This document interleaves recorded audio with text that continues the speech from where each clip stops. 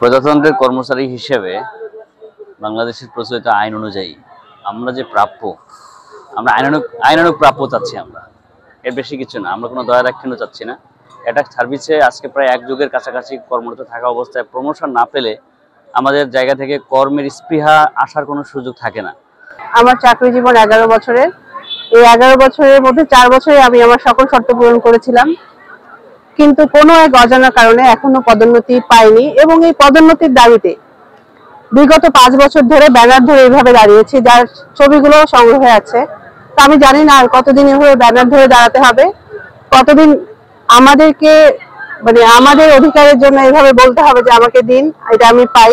আমাদের শিক্ষা ক্যাডারের প্রভাষক বৃন্দ দীর্ঘদিন ধরে বৈষম্যের শিকার, বৈষম্যের দাতাকলে তারা পিষ্ট হয়ে গেছেন, একদম সহ্যের সীমানায় ছাড়িয়ে গেছে ব্যাপারটি এবং এটি অত্যন্ত অনৈতিক, অবৈধ।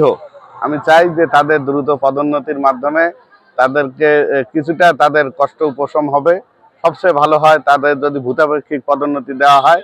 আমি এই দাবির সঙ্গে একাত্মতা প্রকাশ করছি একজন সহকারী অধ্যাপক হিসেবে। আসলে আমরা আজকে এখানে দাঁড়াইছি আমাদের ন্যায্য অধিকারের দাবি নিয়ে।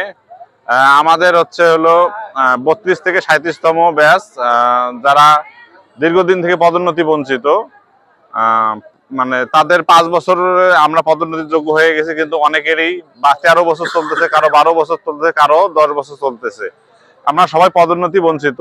আমরা চাই যে এই পদোন্নতির জিও গভর্নমেন্ট অর্ডার দ্রুত জারি করা হোক এবং আমরা সকল বৈষম্যের অবসান করা হোক।